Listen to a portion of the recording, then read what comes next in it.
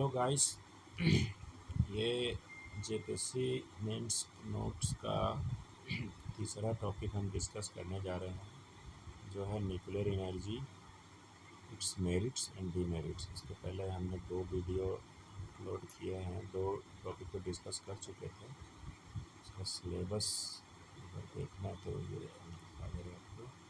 इसमें science and technology development section E का हम लोग कर रहे हैं। जैसे national policy on science and technology, इसका हम कर चुके हैं। Energy demand of country, conventional and non conventional source of energy, इसका भी डिस्कशन हो गया। सारा सीरियली वाइज है वीडियो में। उसके बाद अभी आज जो है nuclear energy, it's merits and demerits, इसके बारे में हम डिस्कस कर रहे हैं। इसी तरह के टॉपिक करते जा रहे हैं आगे। Nuclear energy, it's merits and demerits निकालते हैं इसको। Nuclear energy, it's merits and demerits. Nuclear energy, it's merits and demerits. Nuclear energy के बारे में पहले जानते हैं ये है क्या। इंट्रोडक्शन पहले अगर देना है हमको, मेंस में जैसे राइटिंग लिखेंगे तो इंट्रो में देंगे कि nuclear energy is a powerful source of energy that is produced through nuclear fusion. तो सबको जानता ही है जनरली कि न्यूक्लियर एनर्जी जो होता है वो फ्यूजन के थ्रू होता है। हीलियम एटम को तोड़ के फ्यूजन से उसको न्यूक्लियर एनर्जी का प्रोड्यूस, बहुत सारी एनर्जी उसमें प्रोड्यूस होता है। The process of splitting atoms, typically uranium or plutonium, to release vast amounts of heat. Uranium और प्लूटोनियम जो होता है वो रेडियोएक्टिव एलिमेंट्स है, उसको जब रिएक्ट करवाया जाता है तो वो बहुत एनर्जी प्रोड्यूस करता है। This heat is then use to generate electricity. ये सिंपली एक इंट्रोडक्शन, इसको लिखना है। As countries search for reliable and low carbon energy sources to meet growing demand of climate goals, nuclear energy has become a topic of both support and controversy. अभी जैसे अभी का time में जो डिमांड है वर्ल्ड वाइड पे कि low carbon emission पे काम करना, एनर्जी भी बनाना तो कार्बन इमिशन ज़्यादा नहीं हो रहा, इसको लेकर के न्यूक्लियर एनर्जी बहुत ही अच्छा ऑप्शन है। लेकिन इसमें एक बात ये भी कह रहा है कि ये क्या बोल रहा है कि become a topic of both support and controversy. इसलिए कंट्रोवर्शियल भी है। कंट्रोवर्शियल इसलिए है कि इसको में बहुत सारा चैलेंजेज है, इसको डिस्पोज करना, इसको यूटिलाइज करना बहुत ही रिस्की भी है। आगे इसका डिस्कशन में मिल जाएगा। जैसे बोल रहा है कि both support and controversy like any technology, मैंने it has significant merits and notable demerits, मतलब मेरिट डिमेरिट दोनों। अब आगे देखते हैं मेरिट्स ऑफ न्यूक्लियर एनर्जी क्या क्या है, क्या क्या मेरिट्स है, इसका फ़ायदा क्या क्या है। पहला, high energy output. One of the biggest advantages of nuclear energy is it's high energy density. इसमें ये एडवांटेज है कि इसमें क्या बोलते हैं कि बहुत छोटा है, मतलब ग्राम में, किलोग्राम तो छोड़िए, छोटा बहुत कम अमाउंट में ही बहुत ज़्यादा एनर्जी प्रोड्यूस करता है। बोला जाता है कि कोल कोल के अगेंस्ट में, मतलब कितना हज़ार कोल के कंपेरिजन में यहाँ पे मतलब कि कुछ ग्राम यूरेनियम से ही उतना एनर्जी मिल जाता है, जो कितना हज़ार कोल देता है। अभी एग्जैक्ट हमको याद नहीं है, उस तरह से। आगे हाई एनर्जी आउटपुट के बारे में हम लोग डिस्कस कर रहे थे। One of the biggest advantages of nuclear energy is the high energy density. Small amount of nuclear fuel can produce a large amount of electricity. For example, अच्छा यहाँ तो दे ही दिया हम जो डिस्कस कर रहे थे। For example 1 kilogram of uranium can generate about 20,000 times more energy than 1 kilogram of coal. मतलब 1 kilogram of uranium, 1 kilo uranium अगर आप लेते हैं तो वो इतना एनर्जी जनरेट करेगा कि 20,000 गुना एनर्जी ज़्यादा देगा 1 किलो कोयला का जलाने में, जितना कोल के जलाने में मिलता है। This makes nuclear power highly efficient. इसी कारण से न्यूक्लियर एनर्जी बहुत ही इफेक्टिव है। आगे दूसरा point, low green house gas emission. दूसरा पॉइंट है कि low green house gas emissions.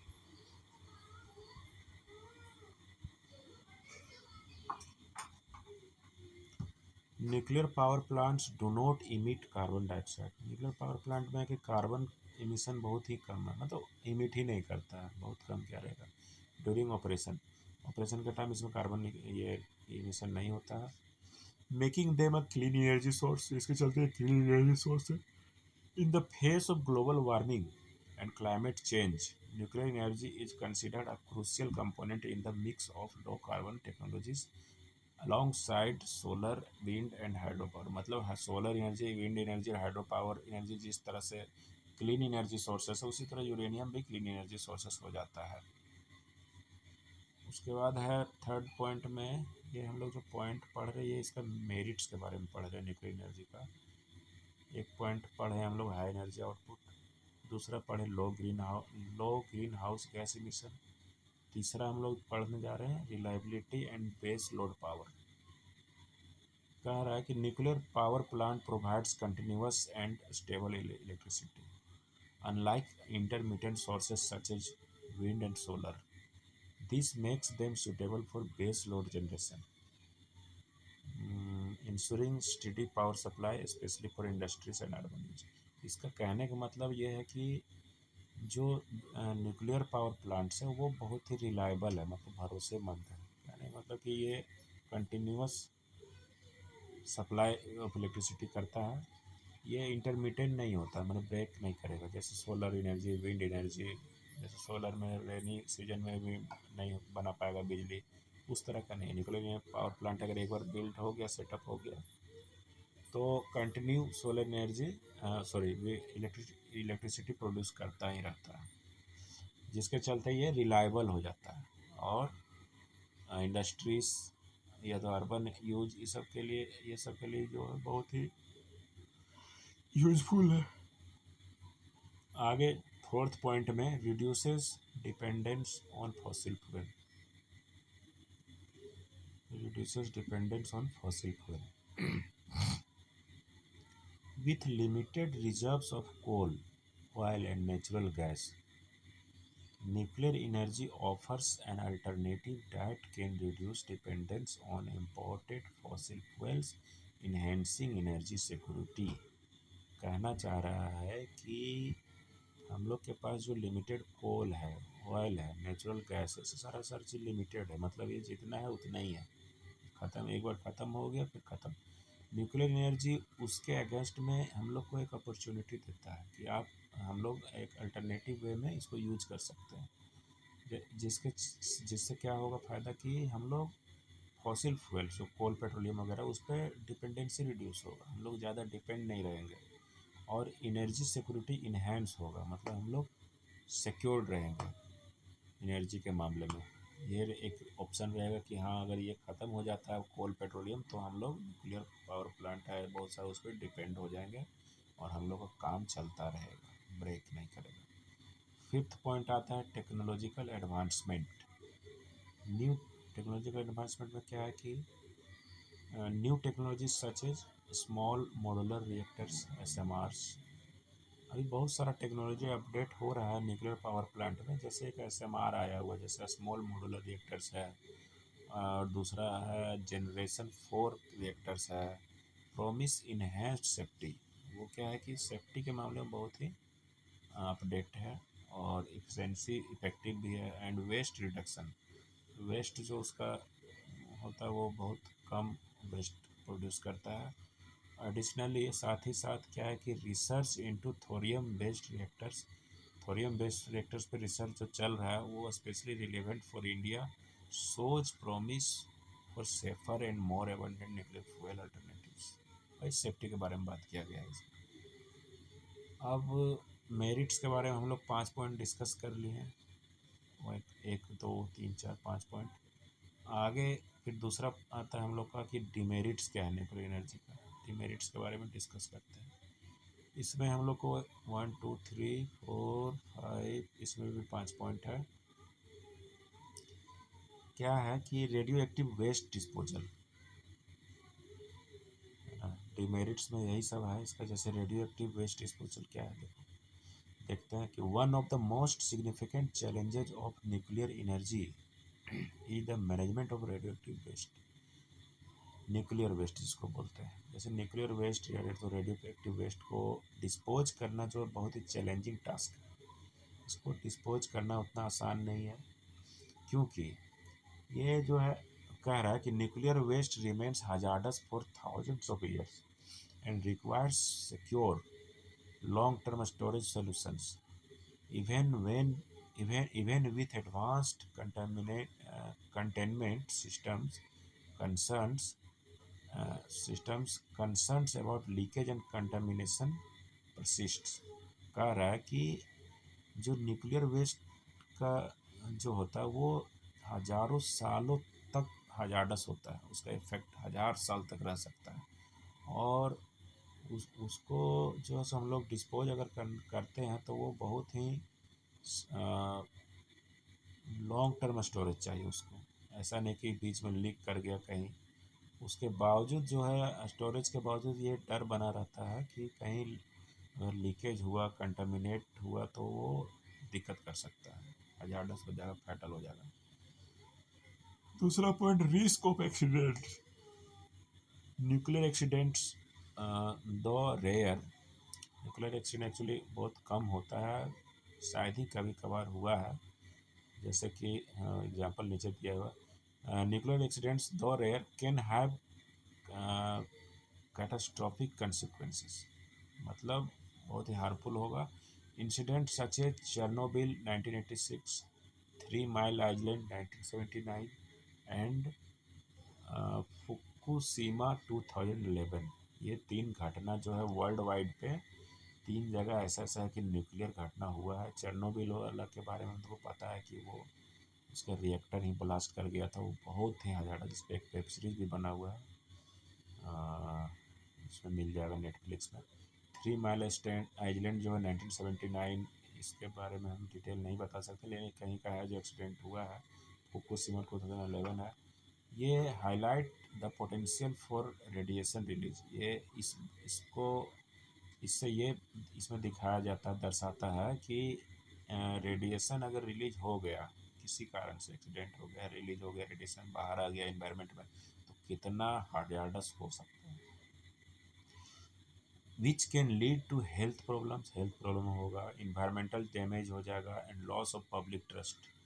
Public भरोसा नहीं कर सकता न्यूक्लियर पावर प्लांट पर अगर ऐसा एक्सीडेंट होता है, क्योंकि वो बहुत लंबा टाइम तक उसका इफेक्ट रहता है और बहुत दूर तक चला जाता है, हवा में उड़ के जाता है, पानी में मिक्स हो जाएगा, इन्वायरमेंट में चला जाएगा, मिट्टी खराब हो जाता है। चेरनोबिल में तो ऐसा दिखाया गया कि जो उस टाइम वहाँ जितना लिविंग एनिमल्स था सबको मार दिया था, उसके बाद फिर से सबको रिफाइन करना पड़ा। ठीक है, आगे तीसरा पॉइंट है, दो पॉइंट हम लोग किए, एक था कि रेडियो एक्टिव वेस्ट डिस्पोजल और दूसरा रिस्क ऑफ एक्सीडेंट्स। तीसरा आता है high initial cost. High initial cost कहने का मतलब कि उसको बिल्ड करने के लिए, न्यूक्लियर पावर प्लांट सेटअप करने के लिए बहुत पैसा खर्चा होता है, क्योंकि वो बहुत सेंसिटिव होता है, सेफ्टी का बहुत ध्यान रखना पड़ता है। तो इसमें देखते हैं आगे क्या बोलता है। High initial cost, building a nuclear power plant involves very high capital investment, वही बोल रहा है कि बहुत ज़्यादा कैपिटल पूंजी का ज़रूरत है। कॉस्ट्स इंक्लूड इंफ्रास्ट्रक्चर, क्या क्या में खर्च होता है, तो जैसे इंफ्रास्ट्रक्चर हो गया, टेक्नोलॉजी हो गया, सेफ्टी मेजर्स के लिए को लेकर के खर्चा बढ़ जाता है, वेस्ट मैनेजमेंट को लेकर के अलग सेटअप करना पड़ता है, एंड लॉन्ग प्रोजेक्ट टाइमलाइंस। और ये जो होता है लॉन्ग प्रोजेक्ट टाइमलाइंस होता है, क्योंकि इससे बिजली बनने लगेगा अगर, तो वो बिजली को कहाँ देना वो भी पहले से प्री प्लान होना चाहिए, क्योंकि उसको ज़्यादा ये नहीं, मतलब कंटिन्यूस प्रोसेस है। ऑल्दो ऑपरेटिंग कॉस्ट आर लो, हालांकि इसका ऑपरेटिंग कॉस्ट बहुत बहुत ही कम है, क्योंकि एक बार चालू हो जाने के बाद कॉस्ट बहुत कम है। The initial finance burden can be a major deterrent, लेकिन इनिशियली जो पैसा लगेगा, जो इंफ्रास्ट्रक्चर में फाइनेंशियल जो बोझ है, वो एक मतलब रुकावट के टाइप में काम होता है, रुकावट है, या तो बोझ कहा जा सकता है, या तो छोटा छोटा इकोनॉमिक नेशन जैसे वो लोग के लिए खर्चा ज़्यादा हो जाता है। चौथा point, security threats and nuclear proliferation. इसमें है कि nuclear energy programmes can be misused for the development of nuclear weapons. सही बात है, न्यूक्लियर एनर्जी प्रोग्राम जो होता है वो क्या है कि मिसयूज भी हो सकता है, किया जा सकता है कोई कंट्री से। Even in peaceful programmes there is a risk of nuclear material falling into the wrong hands. सही बात है, एक रिस्क ये होता है कि न्यूक्लियर पावर प्लांट है या कुछ न्यूक्लियर आइटम्स जो वो कहीं गलत हाथों में ना चल जाए। बीच raises national and global security concerns, जिसके चलते ग्लोबली एक टेंशन या चिंता का बात हो जाता है। फिफ्थ पॉइंट है public opposition and perception. Due to safety concerns nuclear energy faces significant public resistance. सही बात है, सेफ्टी को लेकर के पब्लिक में ये होता है कि न्यूक्लियर एनर्जी को ज़्यादातर अवॉइड करना चाहता है। फियर ऑफ रेडिएशन, रेडिएशन का डर बना रहता है। न्यूक्लियर डिजास्टर्स का डर बना रहता है। And long term environmental harm makes nuclear power politically and socially sensitive issue in many countries. ये बहुत सेंसिटिव इशू होता है न्यूक्लियर। अब दूसरा ये हो गया, दो पॉइंट हम लोग का क्लियर हुआ, जैसे कि आपका मेरिट्स के बारे में कर लिए हैं, मेरिट्स ऑफ न्यूक्लियर एनर्जी।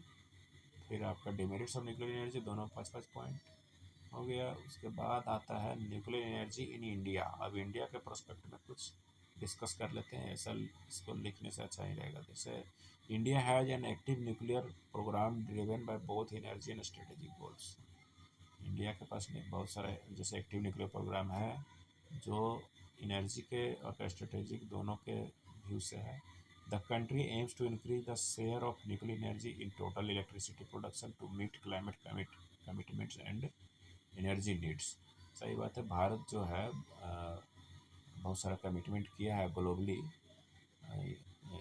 ये यूएनओ को, कि जैसे कार्बन एमिशन कम करना है, ये सब बहुत सारा को पॉइंट है। उसको लेकर के क्या है कि इंडिया जो है वो न्यूक्लियर एनर्जी का कंट्रीब्यूशन इलेक्ट्रिसिटी जनरेशन में बढ़ाना चाहता है, जिसके चलते क्या हो कार्बन एमिशन कम होगा और भी बहुत चीज़ है जिस, और एनर्जी भी हम लोग को फुलफिल हो जाएगा energy demand with indigenous technology development and international partnership. कुछ अपने देश में कुछ टेक्नोलॉजी डेवलप करके या तो और कुछ इंटरनेशनल पार्टनरशिप के द्वारा इंडिया जो है is working on expanding it's nuclear capacity. India nuclear capacity को बढ़ाने के तरफ काम कर रही है, इंक्लूडिंग फास्ट ब्रीडर रिएक्टर्स, इसमें फास्ट ब्रीडर रिएक्टर्स पे भी काम हो रहा है, एंड थोरियम बेस्ड रिएक्टर इस पर भी काम हो रहा है। Given India's vast thorium reserves, ऐसा इसलिए कि इंडिया के पास बहुत थोरियम का जो है बहुत ज़्यादा रिजर्व है, मतलब थोरियम हमारे देश में इसका बहुत सारा है जो बहुत जगह पाया जा रहा है। लास्ट में कंक्लूड करते हैं। कंक्लूजन में बोल रहा है कि nuclear energy offers a promising solution to the global energy and climate crisis due to its high output and low emissions. क्या बोला कि न्यूक्लियर एनर्जी जो है वो एक प्रोमिसिंग सॉल्यूशन, मतलब एक सॉल्यूशन के रूप में उभर के आता है ग्लोबल एनर्जी और climate crisis, global energy demand की तरफ, और climate crisis due to its high output and low emission इसका लो होता है। However challenges such as safety, waste disposal and public acceptance must be addressed through advanced technology। बोल रहा है कि जो पब्लिक कंसर्न्स है वेस्ट डिस्पोजल इस सब को लेकर के एडवांस टेक्नोलॉजी का लाने का ज़रूरत है, स्ट्रॉन्ग रेगुलेशन का ज़रूरत है, एंड ट्रांसपेरेंट गवर्नेंस, गवर्नेंस भी थोड़ा ट्रांसपेरेंस और पारदर्शिता होनी चाहिए। A balance and cautious approach can help, एक संतुलित और एक कॉशियस अप्रोच को जो अगर लेके चलते हैं तो बोल रहा है can help harness the benefits of nuclear power while minimizing its risk, मतलब कम रिस्क कवर करते हुए न्यूक्लियर पावर को हम लोग यूटिलाइज कर सकते हैं। डैट्स ऑल, यही तो आज का टॉपिक था, कंप्लीट हो गया। Thank you.